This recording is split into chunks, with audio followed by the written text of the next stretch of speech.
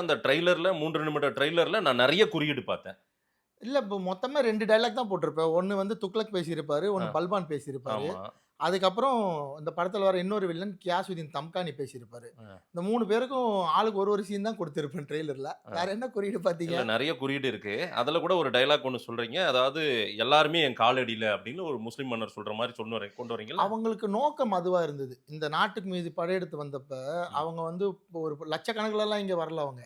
அவங்க சில ஆயிரக்கணக்குல வந்து, இங்க இருக்கிற மக்கள வந்து பல்வேறு விதமா வந்து அவங்க கூட சேர்த்துக்கிட்டாங்க. அது வந்து பயமுறுத்தியோ, இல்ல ஆசை காட்டியோ, அந்த மாரி பல்வேறு விஷயங்கள் அதுக்குள்ள இருக்கு. நீங்க அது பெரிய கதை. அத ரிசர்ச் பண்ணா நம்ம வந்து எங்கேயோ போவோம்.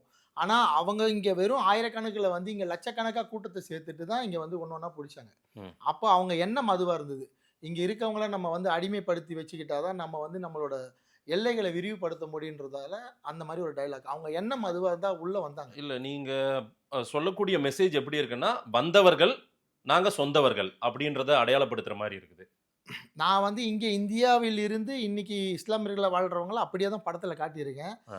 அவங்க என்னவா இருக்காங்க இன்னமுன்றதையும் படத்துல காட்டியிருக்கேன். அது படத்துல பார்க்க வேண்டிய விஷயம். அது படத்துல பாருங்க. இல் அவங்களையும் இல்ல காட்டியிருக்கேன். நான் நான் எடுத்துக்கிறது என்னன்னா, படத்த முழுசா பார்க்குறேன். ஆனா இதுலருந்தே "ஒரு பானை சோற்றுக்கு ஒரு சோறு பதம்."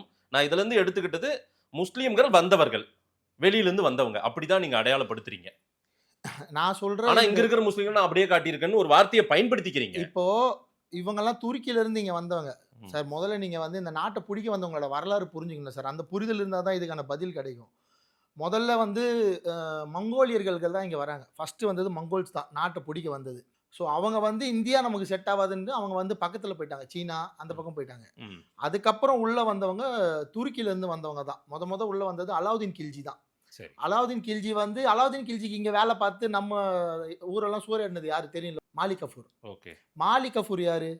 மாலிக் கஃபூர் வந்து துருக்கியில இருந்து வந்தவரா? இல்ல இந்தியாவுல இருந்து இஸ்லாமுக்கு கன்வெர்ட் ஆனவரா?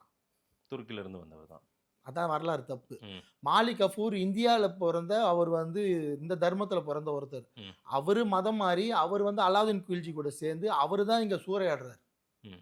இது வரலாறு படிச்சவங்களுக்கு தெரியும். இந்த வரலாறு இனிமே இங்க தமிழ்நாடு முழுக்க அ ஆந்திரா, ஹைதராபாத்து, அதுக்கப்புறம் கர்நாடகா, கேரளா முழுக்க இது இனிமே போய் சேரும்னு நான் நெனைக்கிறேன். ம். இந்த ம். வரலாற புரிஞ்சுக்கணும் நம்ம. ஸோ துருக்கியிலேருந்து இங்க வந்தவங்க, இங்க இருந்த மக்கள மாத்தி, இங்க இருக்க மக்கள் கூடயே சண்ட போட வச்சாங்க. ம். அதுல போய் மீந்து மிச்சமாயி வாழ்றவங்க தான் இன்னைக்கு 2 மதமா நம்ம வாழ்ந்துன்னு இருக்கோம். ம். ஸோ இவங்களுக்குள்ள இருக்கிற அவங்களோட ஆரிஜின் தெரிஞ்சாலே இங்க ஒரு ஒற்றுமை ஏற்படும். அந்த ஒற்றுமை ஏற்படுத்துற ஒரு நோக்கம் தான் திரௌபதி 2.